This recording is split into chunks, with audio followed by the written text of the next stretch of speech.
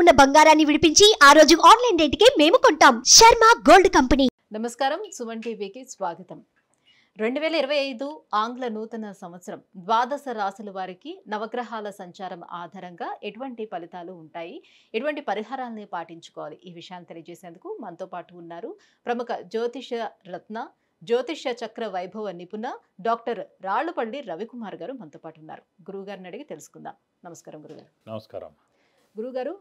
మొదటిగా ద్వాదశ రాశుల వారి గురించి తెలుసుకునే ముందు ఈ నవగ్రహాల్లో ముఖ్యమైనటువంటి గ్రహాలు ఏవైతే ఉన్నాయో వాటి సంచారం ఎలా ఉంది, ఎటువంటి ఫలితాలను అందిస్తుంది? సుమన్ టీవీ ప్రేక్షకులకి ఆంగ్ల నూతన సంవత్సర శుభాకాంక్షలు. శరదిందు సమాకారే పరబ్రహ్మ స్వరూపిణి వాసరాపీఠ నిలయే సరస్వతి నమోస్తుతే. ఇది మనం న్యూ ఇయర్ గురించే చెప్పుకుంటాం. న్యూ ఇయర్ అంటే మనకి జనవరి 1, 2025 నుంచి డిసెంబర్ దాకా అనుకోండి. సో ఇదేం ఉగాది ఫలితాలు కాదండి. సో ప్రేక్షకులు మీరు కూడా తెలుసుకోండి, ఎందుకంటే మనకి ఉగాది వచ్చేది ఇంకా చాలా టైం ఉంది, మనకి ఏప్రిల్ నుంచి అనుకోండి. సో ఉగాది ఫలితాలు మళ్ళీ మనం చెప్పుకుందాం. ఇందాక చాలామంది ప్రేక్షకుల కోరికపై న్యూ ఇయర్గా ఎలా ఉంటుంది ఈ ఏడాది అంతా అనేది చెప్పుకుందాం. మనకి మెయిన్ 4 గ్రహాలండి. ఒకటి గురువు, ఒకటి శని, ఒకటి రాహు, ఒకటి కేతు. మిగతా 5 కూడా గ్రహాలే. చంద్రుడు అనుకోండి ప్రతిరోజు ఒక నక్షత్రం నుంచి ఇంకో నక్షత్రం మారిపోతాడు. సో ప్రతిరోజు మనం చెప్పుకోలేం జాతకం అనేది. సో ప్రతిరోజు నడుస్తున్నందుకు ఈ చంద్రుడు మనం ప్రతిరోజు ఒక పాయింట్ ఏం చెప్పలేం, కొత్తగా పాయింట్ వెంటనే ఇప్పుడు జాబ్ వస్తుంది, వెంటనే పెళ్ళి అవుతుంది, సంతానం కలుగుతుంది, ఇవన్నీ ఒక రోజులో జరిగేవి కాదు. సో అలాగే మనం బుధుడు తీసుకున్న 20 రోజులకి ఒక రాశి నుంచి ఒక రాశి మారుతాడు. అలాగే శుక్రుడు తీసుకుంటే 20 రోజుల నుంచి ఇంకో రాశిలోకి మారుతాడు. కుజుడు తీసుకుంటే 45 రోజులు. అలాగే మనం ముఖ్యంగా శుక్రుడు తీసుకుంటే 20 రోజులు. సో రవి ఒక్కటి నెల రోజులు, కుజుడు 45 రోజులు. ఇవన్నిటితోటి మనం ప్రతి ఏడాదిలో కూడా వచ్చే మేజర్ మార్పులు చెప్పడం చాలా తక్కువ, కష్టం అనమాట. కష్టం ఇన్ ద సెన్స్ అక్యురేట్గా ఏముండదు. ఈ జస్ట్ 20 రోజులు నెలలకి మార్పు మళ్ళీ వెంటనే ఇది జరుగుతుంది, ఇది ఖచ్చితంగా జరుగుతుంది చెప్పడం కన్నా మెయిన్గా మటుకు గురువు, శని, రాహు, కేతు. గురువు సంవత్సర కాలంలో ఒక రాశి నుంచి ఇంకో రాశి మారుతాడు. శని 2.5 సంవత్సరాలకి ఒక రాశి నుంచి ఇంకో రాశిలోకి మారుతారు. రాహుకేతులు ఇద్దరు కూడా ఛాయాగ్రహాలు, ఎప్పుడూ ఆపోజిటే ఉంటారు కాబట్టి వాళ్ళిద్దరు కూడా ఒక రాశి నుంచి ఇంకో రాశి మారడానికి అర్థం పడుతుంది అన్నమాట. వీటిని ఆధారం చేసుకుని చెప్పాలన్నమాట ముఖ్యంగా ఏ విషయం జరిగినా కూడా.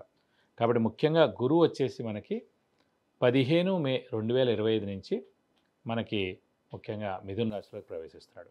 అలాగే శని 30 మార్చ్ 2025 నుంచి మీన రాశిలోకి ప్రవేశిస్తున్నాడు. ఇక రాహుకేతు ఇద్దరు కూడా సేమ్ డేట్ 18 మే 2025 నుంచి మనకి రాహు కుంభరాశిలోకి వస్తాడు. అలాగే కేతు సేమ్ 18 మే 2025 నుంచి సింహరాశిలోకి కేతు వస్తాడు. ముఖ్యంగా మొన్న కూడా చెప్పుకున్నాం మనం, అక్టోబర్ 20 తారీఖు నుంచి కుజుడు నీచలో ఉన్నాడండి. సో ఈ కుజుడు నీచత్వం 21 జనవరి 2025 వరకు ఉంది. అంటే ఈ జనవరి 2025 21 తారీఖు దాకా ఉంది. మళ్ళీ ఇంకొకసారి 3 ఏప్రిల్ 2025 నుంచి 5 జూన్ 2025 వరకు కుజుడు నీచలో ఉంటాడు. సాధారణంగా ఈ కుజుడు మెయిన్గా న్యాచురల్ కెలామిటీస్ కారకుడు, అంటే ఎర్త్క్వేక్. లాస్ట్ టైం మనం ఎందుకో చెప్పుకోలేకపోయాం, ఈ న్యాచురల్ కెలామిటీస్ అనే వర్డ్ వాడడం కానీ చెప్పుకోలేకపోయాం.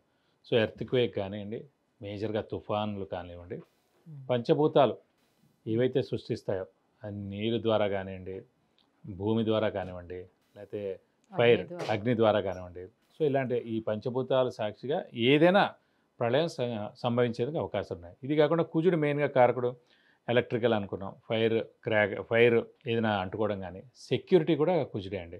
అలాగే సెక్యూరిటీ ల్యాబ్స్ అవ్వడం కానీ, షార్ట్ సర్క్యూట్ అవ్వడం కానివ్వండి, మెయిన్గా వెహికల్ యాక్సిడెంట్స్, అలాగే ఫ్యాక్టరీలో పనిచేసే వాళ్ళు వర్కర్స్ ఉంటారు, ఇండస్ట్రీలో పనిచేసే వర్కర్స్ ఉంటారు, అక్కడైనా పేరడం కానీ లేదంటే అంటుపోవడం కానీ. ఇదే కాకుండా ఈ ఎన్కౌంటర్స్ ఇవన్నీ కూడా జరుగుతుంటాయి. ఇలాంటి చోట్ల కూడా అనవసరంగా మన పోలీసులు కూడా కొంతమంది చనిపోవడం జరుగుతుంది. అలాగే ఆర్మీ వాళ్ళు కూడా కొంతమంది చనిపోవడం జరుగుతుంది. కాబట్టి మనకి జూన్ 5వ తారీఖు దాకా ఇలాంటివన్నీ ఉన్నాయండి. ఏప్రిల్ నుంచి జూన్, ఏప్రిల్ ముఖ్యంగా ఏంటంటే జనవరి 21వ తారీఖు దాకా ఉంది. ఆల్రెడీ మనకి 21 అక్టోబర్ నుంచి స్టార్ట్ అయింది 2024 నుంచి జనవరి 21, 2025 వరకు ఉంది. ఇది కాకుండా 3 ఏప్రిల్ 2025 నుంచి 5 జూన్ 2025 వరకు కూడా కుజుడు నీచలో ఉంటాడు. మళ్ళీ ఈ దాటిపోతే ఇంకా ఎలాంటి ఇబ్బందులు ఉన్నమాట. ఇవ్వండి ముఖ్యంగా మెయిన్గా రాహు, కేతు, గురు, శని మనకి ఎక్కడెక్కడ సంచరిస్తారో మెయిన్గా ఈ 2025 సంవత్సరంలో ఇలా ఉంటుంది. గురుగారు, 2025 ఆంగ్ల సంవత్సరం మరి ధనుసు రాశి వారికి ఎలా ఉండబోతుంది? తప్పకుండా అమ్మా. ధనుసు రాశి అనగానే మనకి మూల 1, 2, 3, 4 పాదాలు, పూర్వాషాఢ 1, 2, 3, 4 పాదాలు, ఉత్తరాషాఢ 1వ పాదం. ఈ నక్షత్రాల సమూహం మనకి ధనుసు రాశిలోకి వస్తుంది. వీరికి ముఖ్యంగా ఎప్పటి నుంచో గురుబలం లేదని అనుకుంటున్నాం కాబట్టి 15th మే నుంచి గురుబలం స్టార్ట్ అవుతుంది. సప్తమ స్థానంలో గురువు ప్రవేశిస్తున్నాడు. అత్యద్భుతంగా ఉంటాడు. మనకి 18th మే నుంచి రాహుకేతులు కూడా తృతీయ స్థానంలో, భాగ్యస్థానంలో, అది కూడా అత్యుత్తమంగా ఉంది. ఈ గురువు సప్తమ స్థానంలో ఉండడం చేత అండి, ముఖ్యంగా రాశ్యాధిపతే గురువు ధనుసు రాశికి. అతను సప్తమ స్థానంలో ఉండడం చేత అనుకున్న పనులన్నీ జరుగుతాయి. ఎలాంటి పనులైనా జరుగుతాయి. ఎందుకంటే first of all hard work ఏదైతే ఉందో, స్మార్ట్ వర్క్ ఏముందో అది రాశ్యాధిపతి బట్టి చెప్పచ్చు. ఆ రాశ్యాధిపతి గురువు అయ్యి సప్తమ స్థానంలో ఉన్నాడు కాబట్టి ఖచ్చితంగా అవుతాయి. ఇది కాకుండా ఎవరికైతే జాతకంలో సప్తమ స్థానంలో గురువు ఉంటారో లగ్నం నుంచి గుడి కట్టడం కానీ, ఓల్డ్ ఏజ్ హోమ్ కానీ, ఎన్జిఓ ఆర్గనైజేషన్ స్టార్ట్ చేయడం కానీ చేస్తారు వాళ్ళు ఓన్గా కానీ, లేదంటే ఎవరితోనైనా సహాయ సహకారాలతో. ఇది లగ్నం నుంచి కాదు, మనం రాశి నుంచి చూస్తున్నాం కాబట్టి ఇక్కడ ధనుసు రాశి నుంచి సప్తమ స్థానంలో గురువు ఉన్నాడు కాబట్టి సంవత్సర కాలంతో ఉంటాడు కాబట్టి ఖచ్చితంగా వీళ్ళు కూడా గుడి కట్టడం కానీ, ఎన్జిఓ ఆర్గనైజేషన్ స్టార్ట్ చేయడం కానీ, ఓల్డ్ ఏజ్ హోమ్ కానీ పెట్టడం కానీ, హెల్ప్ చేయడం కానీ ఖచ్చితంగా ఈ సంవత్సరం చేస్తారు. అలాగే దైవబలం, దైవానుగ్రహం సంబంధించిన ప్లానెటే గురువు. అలాంటి గురువు సప్తమ స్థానంలో ఉన్నందుకు ఎక్సలెంట్గా ఉంటుంది. ఇంకోటి సప్తమ స్థానం అంటే భార్యాభర్తల స్థానం, ఇమీడియట్ బాస్ స్థానం, బిజినెస్ పార్ట్నర్ స్థానం. సో భార్యాభర్తల మధ్యన అన్యోన్యత పరిపూర్ణంగా ఉంటుంది. బిజినెస్ పార్ట్నర్స్ మధ్యన ఏమీ విభేదాలు లేకుండా అత్యుత్తమంగా ఉంటుంది. అలాగే ఇమీడియట్ బాస్తో కూడా ఈ సంవత్సర కాలం ఎక్సలెంట్గా ఉంటుంది. సో రాహుకేతుల స్థానాలు చూసుకున్నా కూడా రాహు అనుకూలిస్తున్నట్టుగా కనిపిస్తుంది. రాహు తృతీయంలో చాలా బాగున్నాడు, కేతు కూడా భాగ్యంలో కూడా బాగుంది. ఎందుకంటే ఆధ్యాత్మిక కారకుడే కేతు. భాగ్యస్థానమే ఆధ్యాత్మిక స్థానం.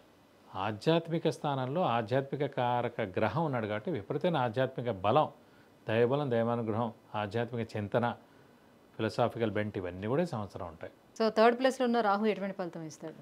ధైర్య సాహసాలు, ముఖ్యంగా రాహు ధైర్య సాహసాలు. తృతీయ స్థానం అంటే కనుక జనాల సహాయ సహకారాలు, కమ్యూనికేషన్ స్కిల్స్, రైటింగ్ స్కిల్స్, అలాగే పనులు అన్నీ కూడా అవ్వడం, ఇవన్నీ కూడా థర్డ్ హౌస్ అండి, ఇవన్నీ కూడా జరుగుతాయి. అలాగే వివాహం, సంతానం కలిగేందుకు ఎంతవరకు ఆస్కారం? సప్తమ స్థానం, ముఖ్యంగా సప్తమ స్థానం వివాహ స్థానం కాబట్టి వివాహ స్థానంలోనే గురువు ఉన్నారు కాబట్టి ఖచ్చితంగా అవివాహితులు ఎవరైతే ఉన్నారో వారందరికీ కూడా వివాహం జరుగుతుంది. అలాగే సంతానం లేని వారికి కూడా సంతానం కలుగుతుంది. ఎందుకంటే సంతానకారక గ్రహమే గురువు అండి. సో అలాంటి గురువే సప్తమ స్థానంలో చాలా బాగున్నాడు, సంతానం ఇవ్వడానికి సిద్ధంగా ఉన్నాడు మేడం. సో ఖచ్చితంగా మీకు సంతానం ఎవరికి తెలియదు వారికి ఖచ్చితంగా సంతానం కలుగుతుంది. ఆల్రెడీ సంతానం ఉన్నా కూడా ద్వితీయ సంతానం గురించి మీరు ట్రై చేసినప్పుడు ఖచ్చితంగా ద్వితీయ సంతానం కూడా కలుగుతుంది. అయితే అర్ధాష్టమ శని ఫలితం ఎంతవరకు ఉంటుంది? స్థానచలనం ఉండే అవకాశం ఎంతవరకు ఉంటుంది? ముఖ్యంగా అర్ధాష్టమ శనిలో మనకు ఓన్లీ స్థానచలనం ఉంటుందండి, అంతకన్నా ఎక్కువగా మేజర్ ప్రాబ్లమ్స్ ఉండదు.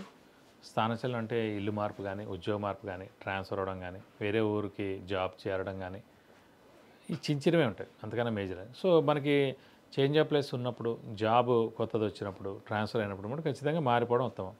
అనుకోకుండా ఆపితే కనుక అనవసరంగా చిన్న ఇబ్బందులన్నీ తలెత్తేందుకు అవకాశాలు. ఈ అర్ధాష్టమ శని 2 సంవత్సరాలు ఉంటుందా సార్? 2.5 సంవత్సరాలు. 2.5 సంవత్సరాలు ఉంటుంది. ప్రతి రాశి నుంచి ఇంకో రాశికి 2.5 సంవత్సరాలు పడుతుంది శని మార్పు అనమాట.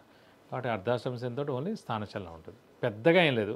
చిన్న డబ్బు ఖర్చులు, చిన్న అనారోగ్యాలు ఉంటాయి తప్ప అంతకన్నా మేజర్గా లాస్ అయితే ఉండదు.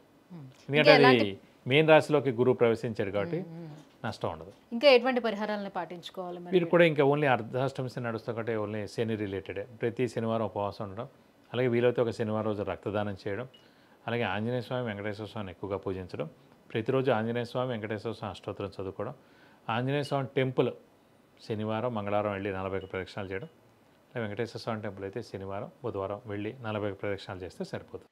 విద్య, ఉద్యోగం, వివాహం, వ్యాపారం, విదేశీయానం, ఆరోగ్యం, ఐశ్వర్యం, గృహం వీటన్నిటి గురించి తెలుసుకోవాలంటే కింద స్క్రోల్ అవుతున్నటువంటి నెంబర్లకి కాల్ చేయడం, లేదంటే మెసేజ్ చేసి గురువుగారి యొక్క అపాయింట్మెంట్ పొందొచ్చు. గురుగారు, ధనుసు రాశి వారికి 2025 ఆంగ్ల సంవత్సరం ఎలా ఉండబోతుందనే విషయాన్ని తెలియజేసినందుకు ధన్యవాదాలండి. నమస్కారం.